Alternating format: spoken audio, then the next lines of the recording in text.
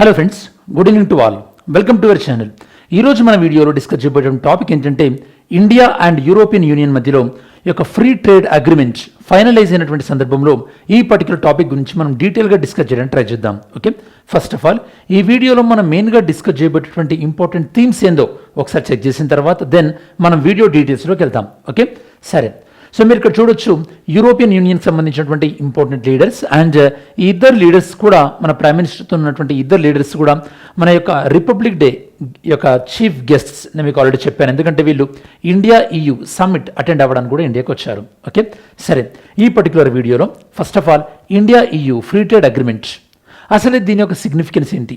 Okay, so ఎందువల్ల దీనికి ఇంత ఇంపార్టెన్స్ వచ్చింది అంటే ఇండియా కానీ EU కానీ వరల్డ్ జీడిపిలో వీటి యొక్క కంట్రిబ్యూషన్ ఏ విధంగా ఉంది అండ్ యొక్క వరల్డ్ ట్రేడ్లో వీటి యొక్క కంట్రిబ్యూషన్ ఏ విధంగా ఉందో చెక్ చేద్దాం. అలానే అసలు యూరోపియన్ యూనియన్ ఎలా ఫామ్ అయింది అండ్ యూరోపియన్ యూనియన్కి సంబంధించినటువంటి ఇంపార్టెంట్ అగ్రిమెంట్స్ ఏ విధంగా ఉన్నాయి అంటే యూరోపియన్ యూనియన్ ఏర్పడడానికి వాళ్ళు చేసుకున్నటువంటి ఇంపార్టెంట్ అగ్రిమెంట్. అలానే యూరోపియన్ యూనియన్కి and euro dollar, okay, euro currency అంటాం కదా, మనం యూరో అంటాం కదా, ఆ యూరో కరెన్సీ రెండింటికి డిఫరెన్స్ ఏంది, యూరో కరెన్సీని ఎన్ని కంట్రీస్ ఫాలో అవుతున్నాయి, ఆ డీటెయిల్స్ కూడా మనం చెక్ చేద్దాం. ఓకే, దాని తర్వాత అసలు ఈ యొక్క India EU free trade agreement ఇందులో కవర్ అయ్యేటటువంటి విషయాలు ఏంది, గూడ్స్ సర్వీసెస్ ఏనా లేదా గూడ్స్ సర్వీసెస్తో పాటు ఇంకేమైనా ఎక్స్ట్రా కూడా కవర్ అయ్యాయా, అడిషనల్గా కూడా కవర్ అయ్యాయి, అవేంటో ఇక్కడ మనం డిస్కస్ చేస్తాం. అలానే టారిఫ్స్ లిబరలైజేషన్, మనం టారిఫ్స్ విషయంలో మనకి EU మన ఇండియాకి ఇచ్చినటువంటి ఎంతైతే ఎగ్జంప్షన్ ఉందో ఇండియా కూడా యూరోపియన్ యూనియన్కి అంతే ఎగ్జంప్షన్ ఇచ్చిందా లేదా డిఫరెన్షియల్ ఎగ్జంప్షన్ ఏమన్నా ఇచ్చిందా చెక్ చేద్దాం. దాంతోపాటు ఇండియాకి సంబంధించినటువంటి కొన్ని సెన్సిటివ్ సెక్టార్స్ ఉన్నాయి లైక్ డైరీ, అగ్రికల్చర్, MSME, వీటికి సంబంధించి ఈ యొక్క డీల్లో వీటిని ఎలా డీల్ చేసాం. దాంతోపాటు మనకి ఈ యొక్క కార్బన్ బార్డర్ అడ్జస్ట్మెంట్ మెకానిజం అంటాం అండ్ ఈ డీల్లో ఈ యొక్క CBAM గురించి ఏం చెప్తున్నారు, మరి యూరోపియన్ యూనియన్ వాళ్ళు ఎన్ని రోజులు CBAM పాటించేవాళ్ళు, మరి ఇండియన్ గూడ్స్కి సంబంధించి అది వాళ్ళు ఎలా ఇంప్లిమెంట్ చేస్తారు. దాని తర్వాత ఈ యొక్క India EU comprehensive strategic agenda అంటే 2030 కల్లా ఇండియా అండ్ EU ఏ విషయాల్లో కోఆపరేట్ చేసుకోవాలి అన్న విషయాలు, ఈ డీటెయిల్స్ అన్నీ కూడా వీడియోలో మనం కవర్ చేయడానికి ట్రై చేద్దాం. ఒక విషయం గుర్తుపెట్టుకోవాల్సిన విషయం ఏంటంటే ఈ యూరోపియన్ యూనియన్ అనేది చైనా ప్లస్ స్ట్రాటజీని ఫాలో అవుతున్నారు. అంటే మీనింగ్ ఏంటంటే వాళ్ళు చైనా పైన ఉన్నటువంటి డిపెండెన్సీని తగ్గించుకోవడానికి ట్రై చేస్తున్నారు. ఆ ప్రయత్నంలోనే భాగంగా ఇండియాతోని ట్రేడ్ని మరింతగా పెంచుకోవడానికి ప్రయత్నిస్తున్నారు అనమాట. అందులో భాగంగానే ఈ యొక్క ఫ్రీ ట్రేడ్ అగ్రిమెంట్ అని మనం చెప్పొచ్చు. ఓకే, సరే. ఇది మీకు UPSC పాయింట్ ఆఫ్ వ్యూలో అయితే కనుక లేదా ఏ ఎగ్జామ్ పాయింట్ ఆఫ్ వ్యూలో అయినా సరే GS paper 2 and GS paper 3 point of వ్యూలో ఇంపార్టెంట్. అండ్ మనం డీటెయిల్స్లోకి వెళ్ళే కన్నా ముందు చాలా ఇంపార్టెంట్ విషయం ఏంటంటే ఎవరైతే కనుక మన యాప్లో కోర్సెస్ స్టూడెంట్స్ ఎవరైతే ఉన్నారో అండ్ ఆ స్టూడెంట్స్లో నిన్న ప్రకటించినటువంటి APPSC గ్రూప్ 2లో సెలెక్ట్ అయినటువంటి స్టూడెంట్స్ అందరికీ కూడా congratulations. I'm wishing you all the best in your future career. Okay, and mean while ఇంకా ఫర్దర్ ఎగ్జామ్స్ ప్రిపేర్ అయ్యే వాళ్ళు గ్రూప్ 2 కానీ అండ్ గ్రూప్ 1 అంటే వేరే జాబ్స్ ప్రిపేర్ అవుతూ గ్రూప్ 1కి ప్రిపేర్ అయ్యే వాళ్ళైనా సరే గ్రూప్ 2కి ప్రిపేర్ అయ్యే వాళ్ళైనా సరే లేదా UPSC అయినా సరే మీకున్న కామన్ డౌట్స్ని మీరు కమెంట్ సెక్షన్లో ఇంక్లూడ్ చేయొచ్చు. ఓకే, అలానే వెరీ సూన్ మీకోసం కొత్త కొత్త కోర్సెస్ కూడా మన యాప్లో లాంచ్ కాబోతున్నాయి, ఆ డీటెయిల్స్ అన్ని కూడా చెప్తాను. ఓకే, సరే. ఇండియా యూరోపియన్ యూనియన్ యొక్క అంటే ఫ్రీ ట్రేడ్ అగ్రిమెంట్ని కంక్లూడ్ చేయడం జరిగింది. ఓకే, ఈ ఫ్రీ ట్రేడ్ అగ్రిమెంట్ టాక్స్ ఎప్పుడు స్టార్ట్ అయినాయి, మనకి 2007లో స్టార్ట్ అయినాయి. ఈ టాక్స్ ఫైనల్గా 2026లో ఎండ్ అయినాయి అనమాట. ఓకే, మరి 2026లో ఏ సమావేశంలో ఈ యొక్క అగ్రిమెంట్ని ఫైనలైజ్ చేసుకోవడం జరిగింది, ఈ యొక్క ఇండియా EU లీడర్ సమిట్. ఈ లీడర్ సమిట్ ఎన్నవ ఎడిషన్, ఇది మనకి 16th ఎడిషన్లో ఈ టాక్స్ అనేవి ఫైనలైజ్ అయినాయి. అండ్ ఈ ఫ్రీ ట్రేడ్ అగ్రిమెంట్ వల్ల ఇండియా యూరోపియన్ యూనియన్ మధ్యలో ఉన్నటువంటి స్ట్రాటజిక్ పార్ట్నర్షిప్ ఏదైతే ఉందో అది మరింతగా ఎలివేట్ అయ్యే అవకాశం ఉంది, అంటే అది మరింతగా అడ్వాన్స్ అయ్యే అవకాశం ఉంది. అంటే ఇండియా అండ్ యూరోపియన్ యూనియన్ మనం స్ట్రాటజిక్ పార్ట్నర్షిప్ ఈ రెండు అంటే గ్రూప్స్ మధ్యలో స్ట్రాటజిక్ పార్ట్నర్షిప్ మనకి 2004లో సైన్ చేసుకోవడం జరిగింది. ఒక విధంగా అమెరికా ఈ యొక్క వెనిజులాని ఈ యొక్క ట్రీట్ చేస్తున్న విధానం కానీ అమెరికా ఇండియా పైన ట్యాక్స్ ఇంపోజ్ చేస్తున్న విధానం కానీ అమెరికా గ్రీన్లాండ్ పట్ల అనుసరిస్తున్న విధానం కానీ అండ్ అమెరికా అండ్ చైనా మధ్యలో జరుగుతున్నటువంటి ట్రేడ్ వార్స్ సందర్భంలో కానీ అంటే ప్రపంచవ్యాప్తంగా ఇట్లాంటి నెగటివ్స్ ఉన్నటువంటి సందర్భంలో ఇండియా అండ్ యూరోపియన్ యూనియన్ మనం యొక్క ఒకరినొకరు మనం ట్రేడ్ ద్వారా ఈ యొక్క బెనిఫిట్ అవుదామని చేసుకున్నటువంటి అగ్రిమెంట్కి చాలా ఇంపార్టెన్స్ ఉందని మనం చెప్పొచ్చు. ఓకే, సో నెక్స్ట్ కాన్సెప్ట్కి వెళ్ళే కన్నా ముందు ఒక చిన్న విషయం మీకు. సో ఏదైనా సరే రెండు కంట్రీస్ మధ్యలో ట్రేడ్ విషయంలో కొన్ని అగ్రిమెంట్స్ ఉంటాయి. అదేంటంటే ట్రేడ్ విషయంలో first of all India and other country, India and other country వేరే ఏదైనా ఒక కంట్రీతోని ఒక ట్రేడ్కి సంబంధించినటువంటి అగ్రిమెంట్ చేసుకుంటే దాన్ని మనం బైలేటరల్ ట్రేడ్ అగ్రిమెంట్ అంటాం. ఏమంటాం? Bilateral trade agreements. So bilateral trade agreements దీని తర్వాత ఫర్దర్గా మనం ఇంకా కొద్దిగా ఆ ట్రేడ్ అగ్రిమెంట్స్ని మరింతగా అడ్వాన్స్ చేయాలంటే ప్రిఫరెన్షియల్ ట్రేడ్ అగ్రిమెంట్ అంటాం, పీటీఏ. అండ్ ప్రిఫరెన్షియల్ ట్రేడ్ అగ్రిమెంట్ని ఫర్దర్గా అడ్వాన్స్ తీసుకెళ్తే కనుక మనం ఫ్రీ ట్రేడ్ అగ్రిమెంట్ అంటాం. Free trade agreements. Free trade agreement అనేది సమ్ వాట్ అడ్వాన్స్ అనమాట కంపేర్ టు యొక్క బైలేటరల్ అగ్రిమెంట్. ఇక్కడ యూరోపియన్ యూనియన్ అనేది ఒక గ్రూప్ ఆఫ్ కంట్రీస్ కాబట్టి మనకి బైలేటరల్ ట్రేడ్ అగ్రిమెంట్ అనేది అప్లికేబుల్ కాదు. సో ప్రిఫరెన్షియల్ ట్రేడ్ అగ్రిమెంట్ కాకుండా డైరెక్ట్గా మనం ఫ్రీ ట్రేడ్ అగ్రిమెంట్ అనేది యూరోపియన్ యూనియన్తో సైన్ చేసుకోవడం జరిగింది. Okay, so India and EU, India and EU ఇప్పుడు మనం సైన్ చేసుకుంది ఫ్రీ ట్రేడ్ అగ్రిమెంట్. మరి ఫ్రీ ట్రేడ్ అగ్రిమెంట్కి ఇంకా నెక్స్ట్ లెవెల్ అడ్వాన్స్ లెవెల్ ఏమైనా ఉంటుందా అంటే ఎస్ ఉంటుంది. ఫ్రీ ట్రేడ్ అగ్రిమెంట్కి ఉండేటట్టు దేనికైనా అడ్వాన్స్ లెవెల్ ఏంటంటే మనకి కాంప్రిహెన్సివ్ ఎకనామిక్ కోఆపరేషన్ అగ్రిమెంట్ అంటాం, CECA, comprehensive economic cooperation agreement. So ఇవి మీకు ట్రేడ్ అగ్రిమెంట్ పాయింట్ ఆఫ్ వ్యూలో తెలియాల్సింది. అండ్ ఈ యొక్క ఫ్రీ ట్రేడ్ అగ్రిమెంట్ విషయంలో మనకి ఇప్పుడు ఇండియా EU ఈ యొక్క ఫ్రీ ట్రేడ్ అగ్రిమెంట్ ఏదైతే ఉందో ఈ ఫ్రీ ట్రేడ్ అగ్రిమెంట్లో కవర్ అయ్యేటటువంటి ఏంటంటే గూడ్స్, ఓకే, రెండు యొక్క కంట్రీస్ మధ్యలో, అలానే సర్వీసెస్ కవర్ అవుతాయి. దాంతోపాటు ఇన్వెస్ట్మెంట్స్, ఓకే, ఇన్వెస్ట్మెంట్ అంటే like FDI, foreign direct investments, ఇట్లాంటివి కూడా ఈ యొక్క అగ్రిమెంట్లో కవర్ అవుతుందన్నమాట. అండ్ గుర్తుపెట్టుకోండి, యూరోపియన్ యూనియన్ అంటే మనకి ఒక్క కంట్రీ కాదు, ఇక్కడ మనకి యూరోపియన్ యూనియన్ అంటే 27 కంట్రీస్. Okay, sorry, 27 countries. ఇదివరకు 28 కంట్రీస్ ఉండేవి. బ్రిటన్ అనేది యూరోపియన్ యూనియన్ నుంచి ఎగ్జిట్ అయిపోయింది కదా. ఇప్పుడు EU 27 కంట్రీస్తోనే ఇప్పుడు ఇండియా అగ్రిమెంట్ చేసుకోవడం జరిగింది.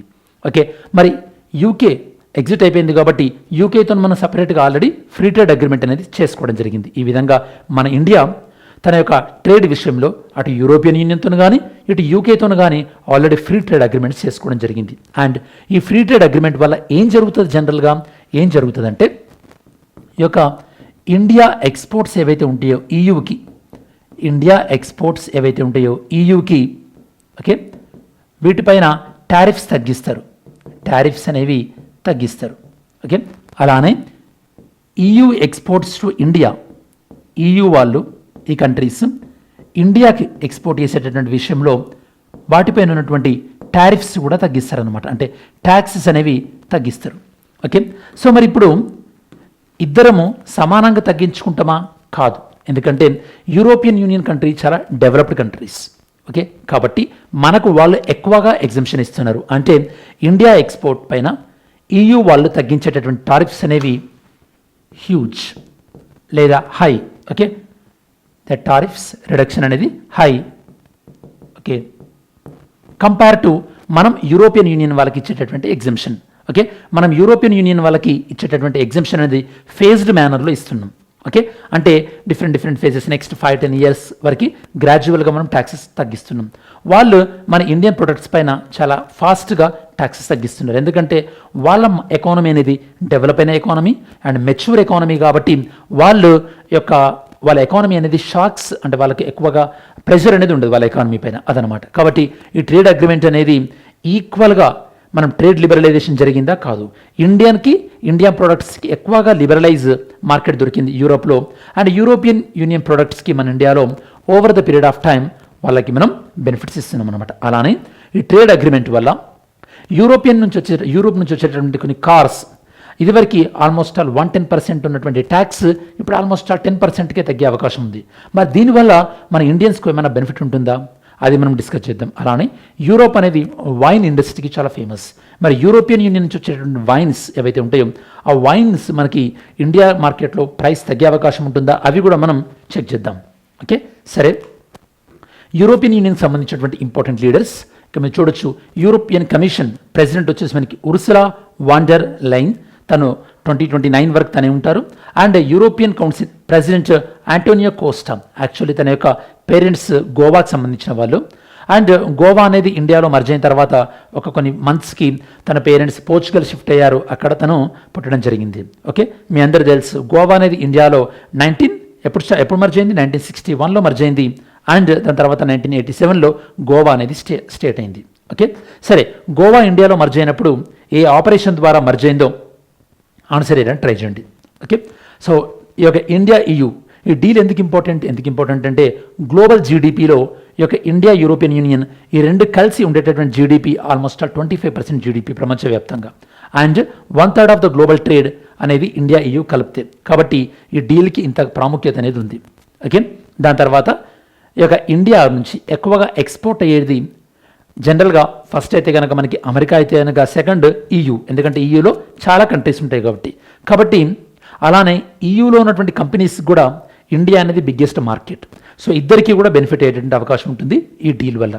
అండ్ మీకు ఇందాక అన్నట్టుగా మనం యూరోపియన్ యూనియన్తో చేసుకున్న ఫ్రీ ట్రేడ్ అగ్రిమెంటే కాకుండా రీసెంట్గా యూకేతోని అండ్ ఈ యొక్క యూరోపియన్ ఫ్రీ ట్రేడ్ అగ్రిమెంట్ అని చెప్పేసి ఇది ఒక 4 కంట్రీస్తో చేసుకోవడం జరిగింది.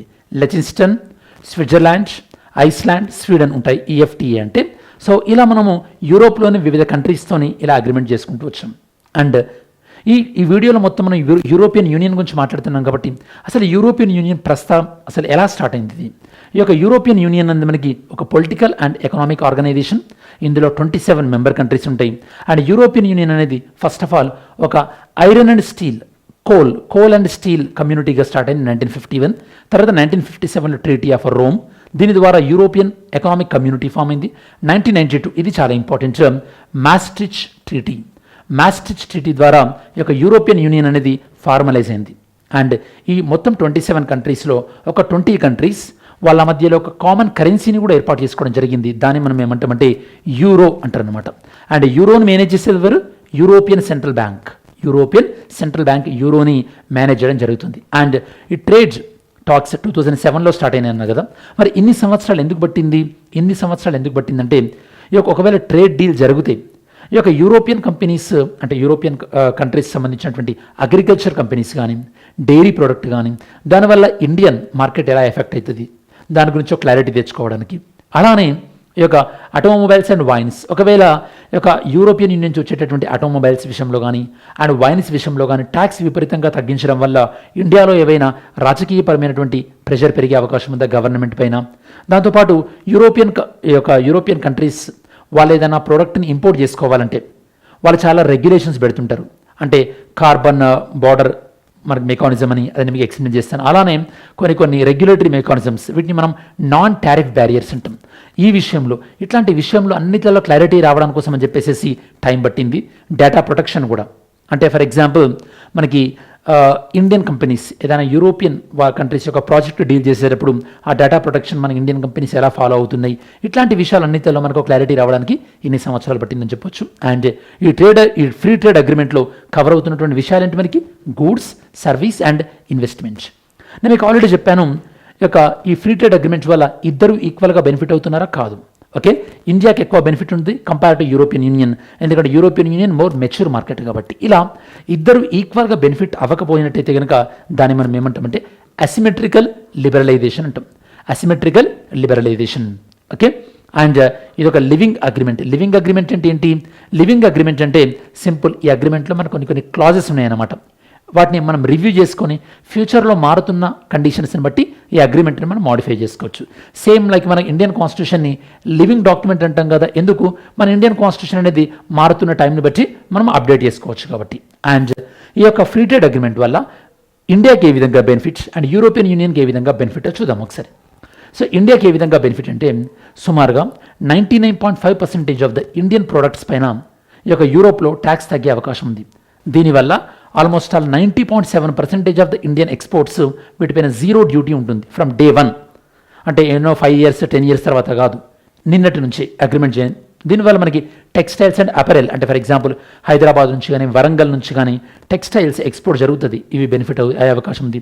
అండ్ మెరైన్ ప్రోడక్ట్స్, ఇప్పుడు ఆంధ్రప్రదేశ్ నుంచి ప్రాన్స్ ఎక్స్పోర్ట్ ఇట్లాంటివి ఎక్స్పోర్ట్ అవుతాయి, వీటిపైన కూడా బెనిఫిట్ ఉండే అవకాశం ఉంది. ఇలా మన ఇండియన్ సంబంధించి కొన్ని సెక్టార్స్ బెనిఫిట్ అవుతాయి. దాంతోపాటు మరి ఈ టారిఫ్ లిబరలైజేషన్ వల్ల యూరోప్ నుంచి వచ్చే ఏ ప్రోడక్ట్స్కి బెనిఫిట్ అవుతుంది? సుమారుగా యూరోప్ నుంచి వచ్చేటటువంటి 92.1% యొక్క టారిఫ్స్ తగ్గే అవకాశం ఉంది. ఇది ఆల్మోస్ట్ ఆల్ EU వాళ్ళు మన ఇండియాకి ఎక్స్పోర్ట్ చేస్తున్నటువంటి 97.5 గూడ్స్, అంటే అంత పర్సెంటేజ్ గూడ్స్కి పైన ఈ టారిఫ్ ఇంత పర్సెంటేజ్ టారిఫ్ తగ్గుతుంది. ఎస్పెషల్లీ ఇక మీరు చూసినట్టయితే కనుక ఈ యొక్క machinery, medical device, pharmaceuticals and మనకి వైన్ అండ్ ఆటోమొబైల్స్.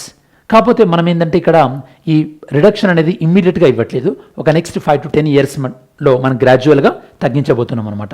సో దీనివల్ల మన ఇండియాలో మేక్ ఇన్ ఇండియాకు అవసరమయ్యేటటువంటి కొన్ని ప్రోడక్ట్స్ ఏవైతే ఉంటాయో వాటిని యూరోప్ నుంచి మన వాళ్ళు ఇంపోర్ట్ చేసుకునేటప్పుడు తక్కువ ప్రైస్కి వస్తాయి. కాబట్టి మనకి make in India point of వ్యూలో ఇది కొద్దిగా బెనిఫిషియల్ స్టెప్ అని మనం చెప్పొచ్చు.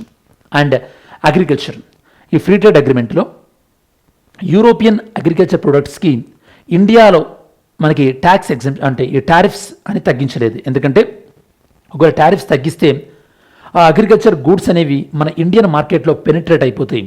దానివల్ల మన ఇండియన్ అగ్రికల్చర్ మార్కెట్ ఎఫెక్ట్ అవుతుంది. కాబట్టి యూరోప్ నుంచి వచ్చేటటువంటి అగ్రికల్చర్, దాంతోపాటు డైరీ ప్రొడక్ట్స్ ఏవైతే ఉన్నాయో వాటికి ఎగ్జెంప్షన్ అనేది లభించబడలేదు. ఎందుకంటే అవి రెండు కూడా చాలా సెన్సిటివ్ ఏరియాస్ ఇండియా ఎకానమీకి సంబంధించి. ఓకే, అలానే యూరోపియన్ యూనియన్ వాళ్ళకి సంబంధించినటువంటి beef, sugar, rice, poultry, milk powder ఇట్లాంటి విషయాల్లో వాళ్ళు కూడా ఇండియన్ కంపెనీస్కి ఈ ఏరియాలలో ఎగ్జెంప్షన్ అనేది ఇవ్వలేదు. ఆటోమొబైల్స్లో ఈ యొక్క ఆల్మోస్ట్ ఆల్ 110% ఉన్నటువంటి టారిఫ్స్ 10% తగ్గింది. ఇక్కడ మీకు గుర్తుపెట్టుకోండి, ఇక్కడ తగ్గినటువంటి టారిఫ్ వల్ల మనం కొనేటటువంటి కార్లపైన పెద్దగా తగ్గదు. ఎందుకంటే మనం కొనేటటువంటి కార్లు రెండు విధాలుగా ఉంటాయి. ఒకటి ఏంటంటే completely built and assembled unit, completely built unit, CBU అంటాం. అంటే ఇది యూరోప్లోనే కార్ మొత్తం తయారైపోయి ఇండియాలో కార్ని మనం ఇంపోర్ట్ చేసుకుంటున్నాం. అట్లాంటివి తగ్గుతాయి ఇక్కడ. కాకపోతే మోస్ట్ ఆఫ్ ద కంపెనీస్ ఇండియాలోనే వీటిని నాక్ డౌన్ యూనిట్స్ అంటారు అనమాట. Okay, so completely knock down unit, CKD అంటాం. అంటే మనం కొనేటటువంటి European companies Volkswagen, Skoda and Mercedes Benz, okay, so Audi, so ఇట్లాంటివన్నీ కూడా మన ఇండియాలోనే తయారు చేస్తున్నారు. కాబట్టి వీటిపైన ఆల్రెడీ ట్యాక్స్ ఒక 16% ఏమో ఉంది. కాబట్టి ఈ రిడక్షన్ అనేది పెద్దగా మనకి బెనిఫిట్ అవ్వకపోవచ్చు. అండ్ వైన్స్ పాయింట్ ఆఫ్ వ్యూలో టారిఫ్స్ అనేవి 150% నుంచి 20 to 30% తగ్గింది. కాబట్టి ఇది కూడా కోటా బేస్డ్, అంటే సంవత్సరంలో ఇంత మట్టికి ఈ ప్రోడక్ట్స్కి మాత్రమే ఇది అప్లై అవుతుందని చెప్పేసి ఫ్రీ ట్రేడ్ అగ్రిమెంట్లో ఉంది. అండ్ సర్వీసెస్ పాయింట్ ఆఫ్ వ్యూలో సుమారుగా 144 సర్వీసెస్ విషయంలో ఇండియన్ కంపెనీస్కి యాక్సెస్ లభించబోతుంది. ఇందులో IT కానివ్వండి, హెల్త్ కేర్ కానివ్వండి, ఎడ్యుకేషన్ విషయంలో కానీ ఇట్లాంటి వివిధ రంగాలలో మన ఇండియన్స్కి ఎక్కువగా యాక్సెస్ అనేది లభిస్తుంది అనమాట.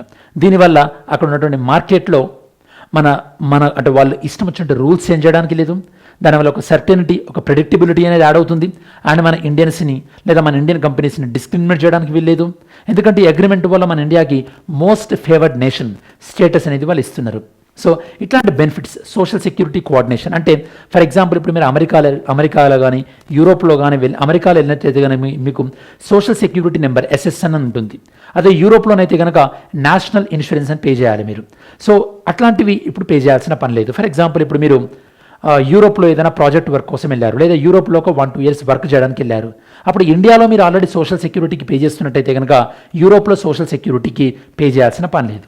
Okay, and carbon border adjustment mechanism, సింపుల్గా దీని మీనింగ్ ఏంటంటే ఏదైనా ఒక కంపెనీకి సంబంధించినటువంటి ప్రోడక్ట్స్ని యూరోప్లోకి ఇంపోర్ట్ చేసుకుంటున్నప్పుడు ఒకవేళ ఆ ప్రోడక్ట్ తయారు చేయడంలో ఎక్కువగా కార్బన్ ఎమిషన్స్ రిలీజ్ అయినాయి అనుకోండి, అప్పుడు ఆ ప్రోడక్ట్ పైన అడిషనల్ టారిఫ్ అనేది విధిస్తారనమాట.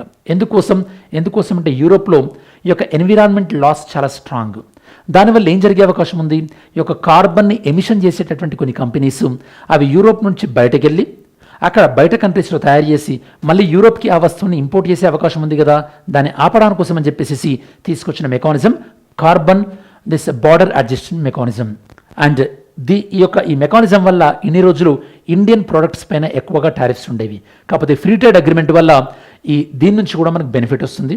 అలానే యూరోప్ వాళ్ళు మనకి హెల్ప్ చేయబోతున్నారు అనమాట. అంటే ఈ యొక్క గ్రీన్ టెక్నాలజీస్ని ఎలా మనం అడాప్ట్ చేసుకోవాలి, అండ్ ఈ యొక్క కార్బన్ బార్డర్ అడ్జస్ట్మెంట్ మెకానిజంని దీన్ని ఎలా క్యాలిక్యులేట్ చేస్తారు, ఏమైనా టెక్నికల్ హెల్ప్ కావాలంటే చేయడం, ఇట్లాంటి విషయాల్లో కూడా మన ఇండియన్ ప్రొడక్ట్స్కి ఒక యాక్సెస్ వచ్చే అవకాశం ఉంది. ఓకే, నెక్స్ట్ ఎస్పెషల్లీ చైనా పైన డిపెండెన్స్ కూడా తగ్గించుకోవడానికి ట్రై చేస్తుందని చెప్పాను మీకు యూరోపియన్ యూనియన్. అండ్ ఇండియా కూడా ఈ యొక్క అమెరికా, రష్యా ఇవే కాకుండా యూరోపియన్ యూనియన్తో కానీ యూకేతోని కానీ ఈ యొక్క ట్రేడ్ డైవర్సిఫికేషన్ చేసుకోవాలనుకుంటుంది. కాబట్టి ఆ పర్స్పెక్టివ్లో కూడా ఇది చాలా ఇంపార్టెంట్ రోల్ ప్లే చేస్తుంది. ఓకే, అండ్ ఇప్పుడు ఈ ఫ్రీ ట్రేడ్ అగ్రిమెంట్ని యూరోపియన్ పార్లమెంట్లో ప్రవేశపెడతారు. తర్వాత యూరోప్లో ఉన్నటువంటి 27 మెంబర్ కంట్రీస్ యాక్సెప్ట్ చేయాల్సి ఉంటుందన్నమాట. ఇది ఒక ఫార్మాలిటీయే. ఓకే, ఇది యాక్సెప్టెన్స్ అయిపోతే పెద్ద విషయం ఏం కాదు. అండ్ ఈ ఫ్రీ ట్రేడ్ అగ్రిమెంట్తో పాటు ఇండియా అండ్ EU ఒక లాంగ్ టర్మ్ విజన్ డాక్యుమెంట్ పైన సైన్ చేసుకున్నాయి. దాని పేరు ఏం పేరంటే India EU joint comprehensive strategic agenda 2030.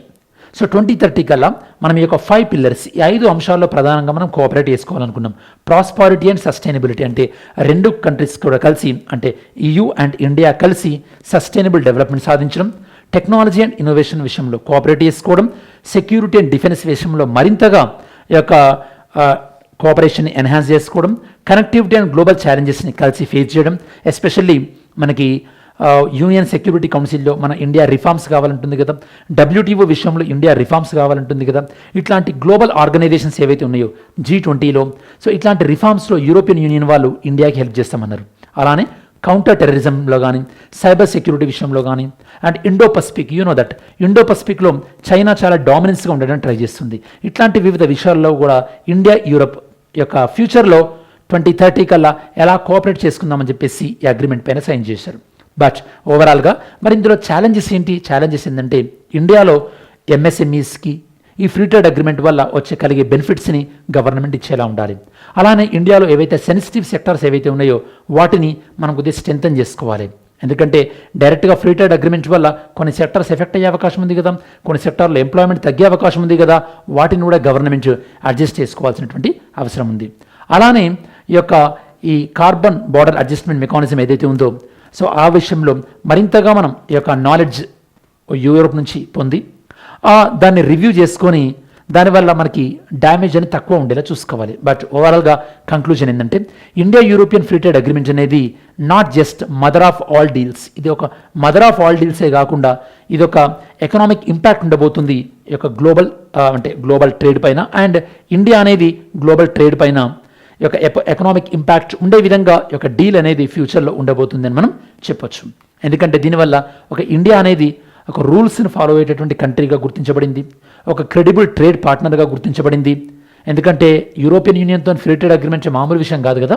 So కాబట్టి ఇది మన ట్రేడ్ డిప్లొమసీలో ఒక కీ స్టోన్ లేదా మైల్ స్టోన్ అని చెప్పొచ్చు. ఓకే, సరే, ఇప్పటివరకు మనం డిస్కస్ చేసినటువంటి కంటెంట్ పైన MCQ సాల్వ్ చేయడానికి ట్రై చేద్దాం. MCQ వచ్చేసి with reference to India-EU free trade agreement, consider the following statements. Okay, the agreement is based on principle of asymmetric liberalization. ఈ అగ్రిమెంట్ అనేది అసిమెట్రిక్ లిబరలైజేషన్ పైన ఆధారపడింది అంటున్నారు. Second statement, India agree to eliminate tariffs and all agriculture and dairy products from EU నుంచి వచ్చేటటువంటి agricultural and dairy products పైన అన్ని రకాల ప్రొడక్ట్స్ పైన మనం టారిఫ్స్ తీసేస్తాం అని చెప్పినాం అంటున్నారు. థర్డ్ వన్, ఈ అగ్రిమెంట్ అనేది ఈ యొక్క EUకి సంబంధించినటువంటి కార్బన్ బార్డర్ అడ్జస్ట్మెంట్ మెకానిజం విషయంలో ఈ అగ్రిమెంట్ ఇండియాకి హెల్ప్ చేస్తారు వివిధ విషయాల్లో అని అంటున్నారు. మరి 3 స్టేట్మెంట్స్లో ఏది కరెక్ట్ ఆన్సర్ ఏదని ట్రై చేయండి. India EU free trade agreement it marks shift from transactional trade to strategic economic partnership. అంటే ఇచ్చిపుచ్చుకున్న దాని దగ్గర నుంచి మరింతగా ఈ యొక్క 2 గ్రూప్స్ మధ్యలో కోఆపరేషన్కి ఇది యూజ్ఫుల్ అయ్యే అవకాశం ఉందంటున్నారు. అండ్ ఈ స్టేట్మెంట్ని ఈ యొక్క గ్లోబల్ ట్రేడ్ గవర్నెన్స్, అంటే గ్లోబల్ లెవెల్లో ట్రేడ్ రూల్స్ మారుతున్నటువంటి సందర్భంలో దీన్ని డిస్కస్ చేయండి అంటున్నారు. సరే, మనం వీడియో చివరిలోకి వచ్చేసాము కాబట్టి ఈ వీడియోలో మనం మెయిన్గా డిస్కస్ చేసింది India EU free trade agreement. ఆ కాంటెక్స్ట్లో అసలు ఈ ఫ్రీ ట్రేడ్ అగ్రిమెంట్ ఎప్పుడు స్టార్ట్ అయింది, ఎప్పుడు ఫైనలైజ్ అయింది, ఇందులో ఇన్వాల్వ్ అయినటువంటి ఇంపార్టెంట్ లీడర్స్ ఎవరు, అలానే bilateral trade agreement, preferential trade agreement, free trade agreement and CECA ఇట్లాంటివన్నీ కూడా మనం డిస్కస్ చేయడం జరిగింది. ఈ ట్రేడ్ అగ్రిమెంట్ వల్ల ఇండియాకి వచ్చే బెనిఫిట్స్ ఏంటి, EUకి వచ్చే బెనిఫిట్స్ ఏంటి, అండ్ ఒక కార్బన్ బార్డర్ అడ్జస్ట్మెంట్ మెకానిజం అంటే ఏంటి, and long term vision document 2030 కల్లా ఏ విషయాలపైన సహకరించుకోవాలనుకున్నారు, ఇట్లాంటి విషయాలన్నీ కూడా మనం డీటెయిల్గా డిస్కస్ చేయడం జరిగింది. ఇది ఈ పర్టికులర్ టాపిక్ సంబంధించినటువంటి సమగ్రమైన విశ్లేషణ. ఐ హోప్ ఈ వీడియో మీ ప్రిపరేషన్కి యూస్ఫుల్ అవుతుంది అనుకుంటున్నాను. అండ్ ఈ వీడియో మీ ప్రిపరేషన్కి యూస్ఫుల్ అవుతుంది అనుకుంటే కనుక వీడియోని లైక్ చేయడం మర్చిపోకండి, సో దట్ మన కంటెంట్ అనేది ఎక్కువ మందికి రీచ్ అయ్యే అవకాశం ఉంది. అలానే రేపటి వీడియోకి మీరు ఏమైనా టాపిక్ సజెస్ట్ చేయాలన్నా కూడా సజెస్ట్ చేయండి. Definitely I will consider your suggestion. Anyhow, thanks for watching this video. Have a great day. జై హింద్.